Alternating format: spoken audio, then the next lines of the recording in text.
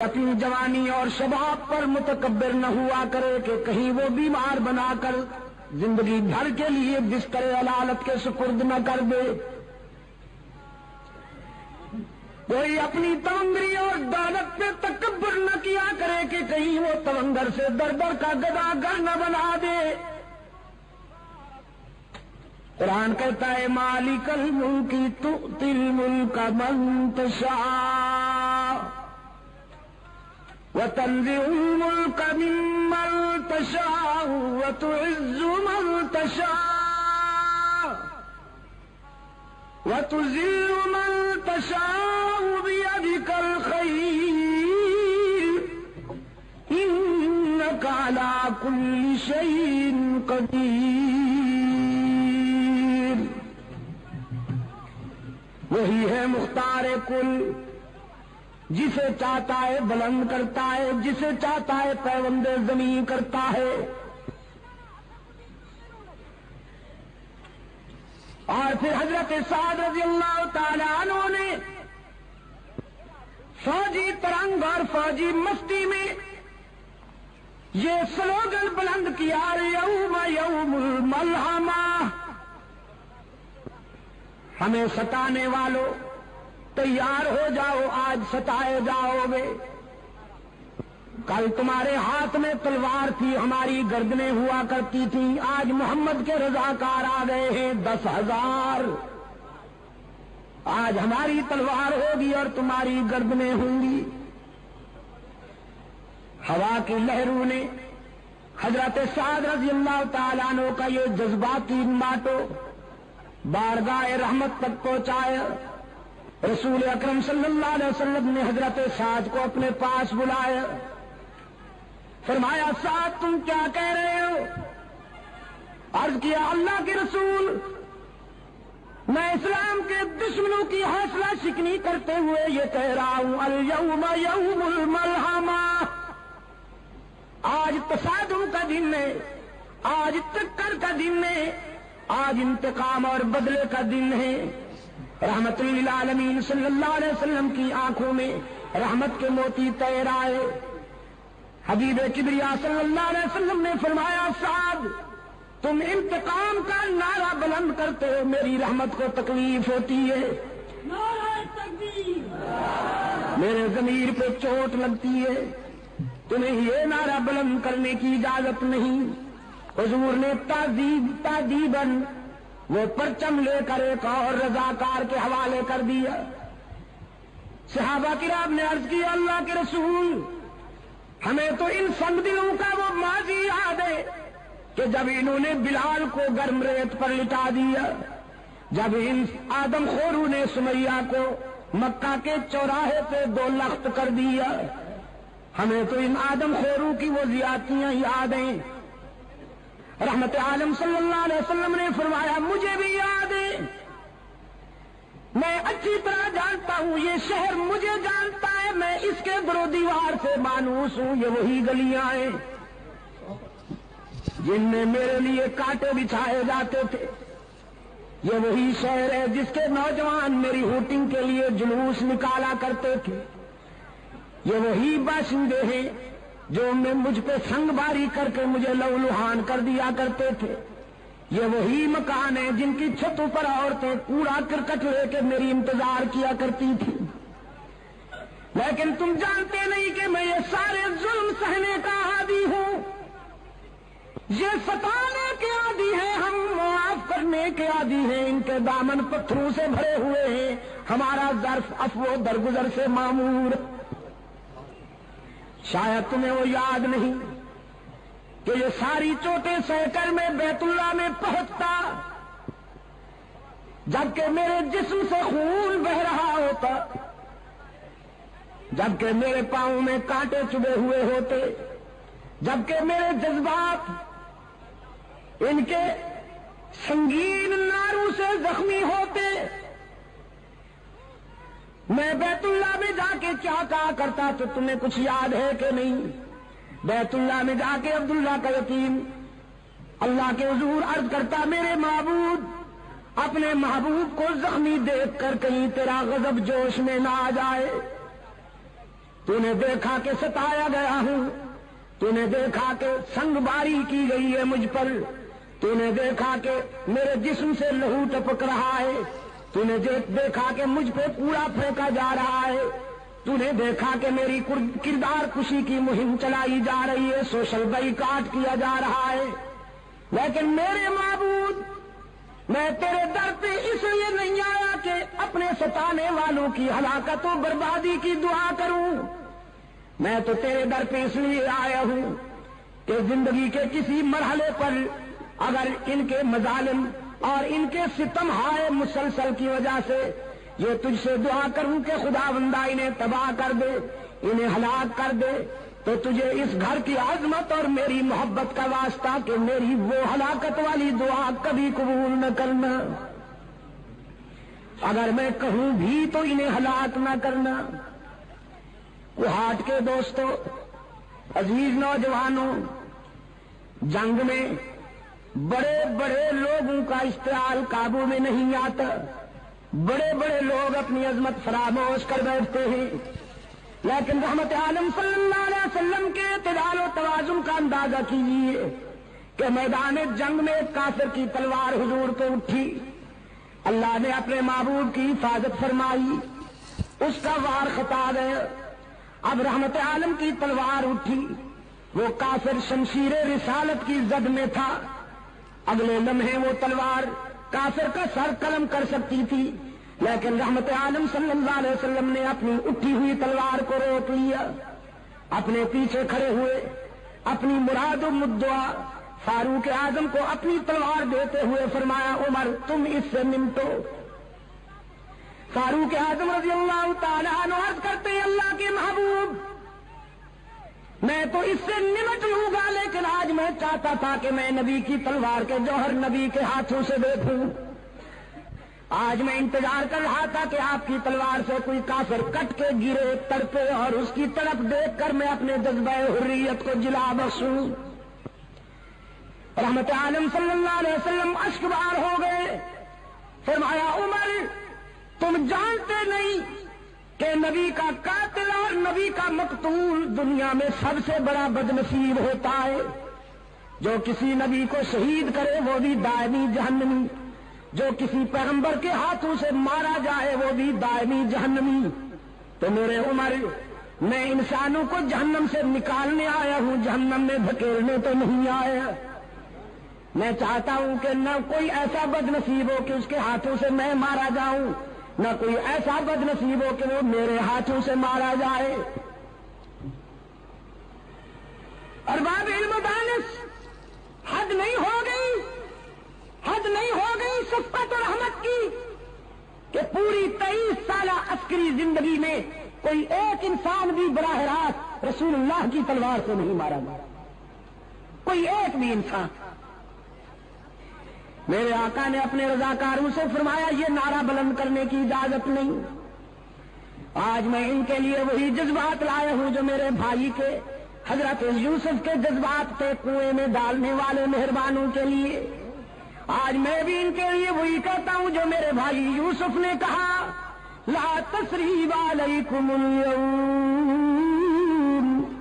آج تمہیں تمہارے ماضی پر شرمندہ بھی نہیں کیا جائے گا، تو تم بھی جاؤ مکہ کی گلیوں میں جا کے، مکہ کے ہر دروازے پہ جا کے میرا پیغام پہنچاؤ، اليوم یوم المرحمہ، آج بدلے اور انتقام کا دن نہیں، آج عبداللہ کا یتیم تمہیں معاف کرنے کے لیے آیا ہے، آج آمنہ کا لال تمہیں دامن رحمت میں چھپانے کے لیے آیا ہے، ڈرتے کیوں ہو؟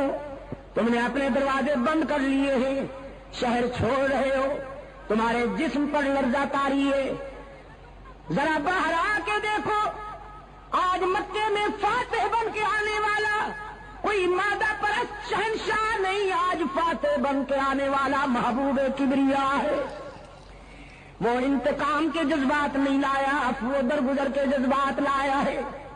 رسول اکرم صلی اللہ علیہ وسلم نے اپنے غلاموں سے فرمایا جا کے بچوں سے کہہ دو ڈرنے کی ضرورت نہیں، محمد عربی تمہیں یتیم بنانے نہیں آیا، جا کے بیٹیوں سے کہہ دو میری بیٹیوں ڈرو نہیں، تمہاری آبرو پہ کوئی شبخون نہیں مارے گا، جا کے ماؤں سے کہہ دو تمہاری مانتا نہیں لوٹی جائے گی، جا کے بہنوں سے کہہ دو تمہارے سروں سے دوپٹے نہیں اتارے جائیں گے۔ رحمت عالم صلی اللہ علیہ وسلم دختر انسانیت کے سر سے دوپٹے اتارنے نہیں آیا، اترتے ہوئے دوپٹوں کو سنبھالنے کے لیے آیا ہے۔ کیوں کوہاٹ کے روشن ضمیروں، رسول اللہ صلی اللہ علیہ وسلم کے انقلاب نے دختر انسانی کے سر سے دوپٹے اتارے ہیں کہ اترتے ہوئے دوپٹوں کو سنبھالا ہے؟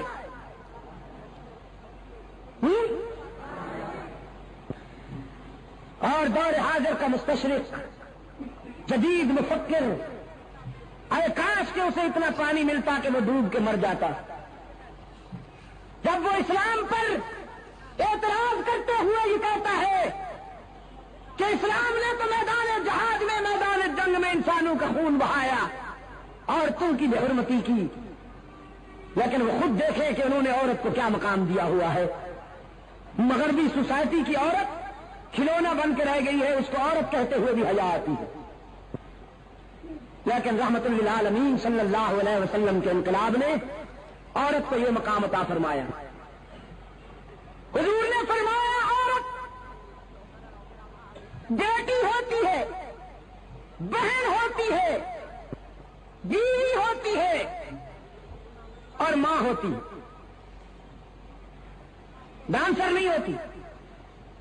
اور جب ڈانسر بن جاتی ہے تو وہ عورت نہیں رہتی، پھر غلاظت کا مجسمہ ہو جاتی ہے، پھر وہ بدبو کا ٹینک ہوتی ہے، دنیا کی بدترین شے بن جاتی ہے۔ یہ چار مقدس رشتے ہیں عورت کی فطرت میں، بیٹی، بہن، بیوی اور ماں۔ رحمت عالم صلی اللہ علیہ وسلم نے فرمایا عورت جب بیٹی ہوتی ہے تو اس کے سر پہ عفت کی چادر ہوتی ہے، عورت جب بہن ہوتی ہے تو اس کے سر پہ عصمت کا دوپٹہ ہوتا ہے، جب یہ بیوی ہوتی ہے تو اس کے جذبات میں وفا کی بلندیاں ہوتی ہیں، جب یہ ماں بنتی ہے تو اس کے قدموں میں جنت ملتی ہے۔ مشرق و مغرب کے مفکرین کی تعلیمات میں آپ کو اس مظلوم جنس کے لیے یہ احسان کہیں نہیں ملے گا، یہ معیار کہیں نہیں ملے گا۔ میرے عزیز دوستوں، انقلاب رحمت، رسول اللہ کے انقلاب رحمت نے دوپٹے سنبھالے ہیں۔ ایک مشرق کی بیٹی، خود بھی مشرقہ بنت مشرق، بارگاہ رسالت میں جنگی قیدی بن کے آتی ہے، حاتم طائی کی بیٹی تھی، اپنے دور کا بہت بڑا سخی گزرا ہے حاتم طائی۔ ایک مرتبہ شہید کربلا حضرت حسین رضی اللہ تعالی عنہ نے فرزند حاتم سے کہا جب وہ مسلمان ہو چکا کہ میں نے سنا ہے تیرا باپ بہت سخی تھا۔ حاتم کا بیٹا کہنے لگا حسین واقعی سخی تھا، میرا احترام کر، میں بڑے سخی باپ کا بیٹا ہوں۔ حضرت حسین مسکرائے اور فرمانے لگے میرا بھی احترام کر، میں بڑے سخی نانے کا نواسا ہوں۔ حاتم کا بیٹا کہنے لگا حسین میرا باپ اتنا سخی تھا کہ اس کے گھر کے 10 دروازے تھے اور مانگنے والے کو ہر دروازے سے کچھ نہ کچھ مل جایا کرتا تھا۔ حضرت حسین رضی اللہ تعالی عنہ فاتحانہ انداز میں مسکرائے اور فرمانے لگے تیرے باپ کے گھر میں دروازے تو 10 تھے، لیکن تھے اتنے کمزور کہ سوالی کو ایک دروازے کے بعد دوسرے دروازے کی ضرورت پڑتی تھی، پھر تیسرے پہ جانا پڑتا تھا، پھر چوتھے، پانچویں، چھٹے، ساتویں، آٹھویں، نویں اور 10ویں دروازے کی ضرورت پڑتی تھی۔ میرے نانے کے در پہ جو سوالی جاتا، میرے نانا تو اس کو ایک در پہ پہنچا دیتے، اور وہ دروازہ اتنا مکمل بھرپور تھا کہ جس سوالی کو وہ در مل جاتا تھا پھر زندگی بھر کے لیے کسی دوسرے دروازے کی حاجت ہی نہیں رہا کرتی تھی۔ وہ در بڑا مکمل ہے اور وہ انسان بڑا خوش نصیب ہے جسے وہ در میسر آ جائے. اقبال اسی لیے کہتا ہے کہ وہی سجدہ ہے لائق اہتمام کہ ہے جس سے ہر سجدہ تجھ پر حرام. تو میں عرض کر رہا تھا کہ وہ بنت حاتم رسول اللہ صلی اللہ علیہ وسلم کی خدمت میں حاضر ہوتی ہے. اس کے سر پہ چادر نہیں. رسول اللہ صلی اللہ علیہ وسلم نے اپنی چادر ایک رضاکار کو دیتے ہوئے فرمایا کہ جاؤ اس بچی کے سر پہ چادر ڈال دو. رضاکاروں نے عرض کیا اللہ کے رسول مشرکہ ہے. اس کا باپ سخی تو تھا لیکن مشرک تھا, دشمن کی بیٹی ہے, تو ہم آپ کی مقدس چادر ایک کافرہ عورت اور دشمن کی بیٹی کے سر پہ ڈالیں. رحمت عالم نے فرمایا بیٹی بیٹی ہوتی ہے, دوست کی ہو یا دشمن کی. میرے ہاں معیار یہ نہیں ہے کہ دشمن کی بیٹی ہو تو اس کی رسوائی برداشت کی جائے, اپنے کی بیٹی ہو تو اس کی عزت افزائی کی جائے. میرے ہاں معیار یہ ہے کہ جس طرح میں اپنی بیٹی کے لیے چاہتا ہوں کہ اس کا سر کبھی برہنا نہ ہو, میری رحمت کا تقاضا ہے کہ میرے دشمن کی بیٹی کا سر بھی کبھی برہنا نہ ہو.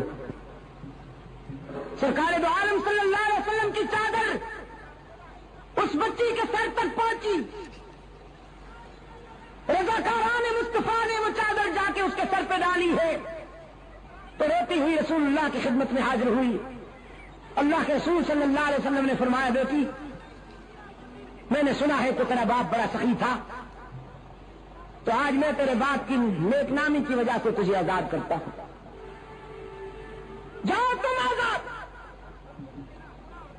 وہ بیٹی کہتی ہے اللہ کے رسول دریائے رحمت جوش میں ہے تو میں اکیلے آزادی کیوں قبول کروں؟ یہ میرے قبیلے کی عورتیں میرے ساتھ آئی ہیں, پہلے انہیں آزاد کیجئے پھر میں آزادی قبول کروں گی.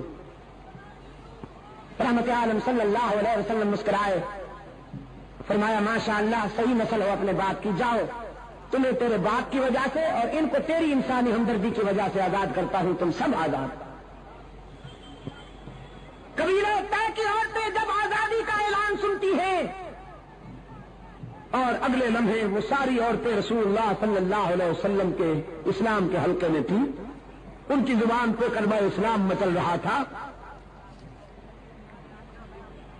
رسول اللہ صلی اللہ علیہ وسلم کی سیرت طیبہ اور حضور کی ولادت,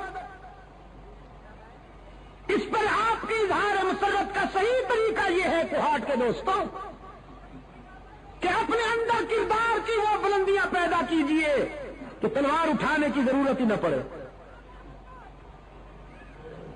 تیاری کیجئے, حکم ہے اعدوا لهم ما استطعتم من قوة ومن رباط الخيل. اتنی تیاری کیجئے کہ آپ کے دشمن کے حوصلے پست ہو جائیں, لیکن سب سے زیادہ توجہ کردار پہ دیجئے. آپ نے اگر اپنے اندر وہ کردار پیدا کر لیا تو انشاءاللہ اسلحہ وہ کام نہیں کرے گا جو آپ کا کردار کام کرے گا. میں شیخ الحدیث حضرت مولانا محمد زکریا رحمت اللہ تعالی علیہ کے والد گرامی کا ایک واقعہ بیان کیا کرتا ہوں دوستوں کی خدمت میں. بہت سے دوست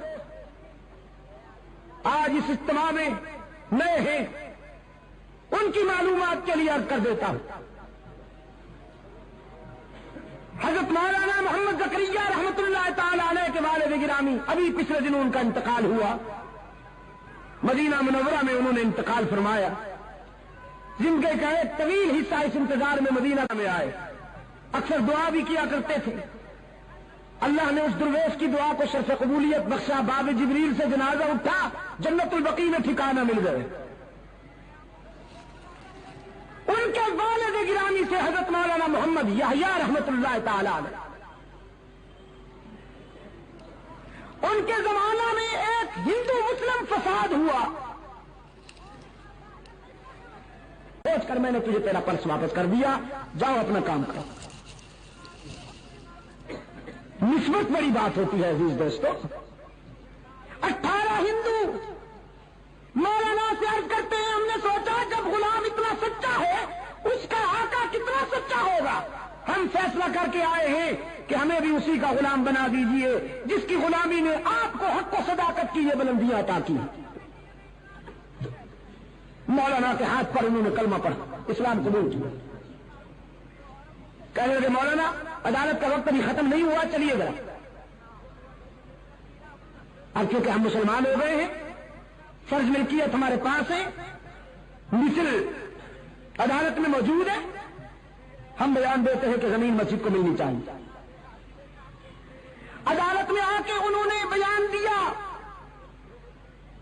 کہ اب چونکہ ہم مسلمان ہو چکے ہیں، اس زمین کے اصل مالک ہم ہیں، تو آپ یہ زمین مسجد کے نام الاٹ کر دیجیے۔ اس نے مصر کو معائنہ کیا تو دیکھا کہ واقعی یہی لوگ اصل مالک تھے زمین کے، زمین مسجد کے نام الاٹ ہو گئی۔ مولانا محمد یحییٰ رحمۃ اللہ علیہ سنجیدگی کے ساتھ باہر آئے اور اپنے جذباتی سر پھرے دوستوں سے فرمانے لگے یحییٰ نے جھوٹ نہیں بولا، تو یحییٰ کے خدا نے یحییٰ کا دین بھی بچا لیا، زمین بھی عطا کر دی۔ میرا پیغام آپ کے لیے آج یہی ہے کہ آپ حضور اکرم کی ولادت کا جشن یا خوشی اس طرح منائیے کہ رسول اللہ کے زیادہ حیات کو اپنا کر رحمت عالم کا کردار کو اپنی زندگی میں جگہ دیجیے، پھر دیکھیے اثرات کیا ہوتے۔ آج اسرائیل کا یہودی، روس کا دہریہ، مغرب کا آدم خور، گوری چمڑی والا سیاہ دل بھیڑیا یہ سمجھتا ہے کہ مسلمان فقط نام کے رہ گئے ہیں، اب ان کو مٹانا کوئی بڑی بات نہیں۔ یہ نعرے تو خوب لگاتے ہیں، جھنڈیاں بھی خوب لہراتے ہیں، چراغاں بھی خوب کرتے ہیں، لیکن عملی زندگی کے کسی گوشے پر رسول اللہ کی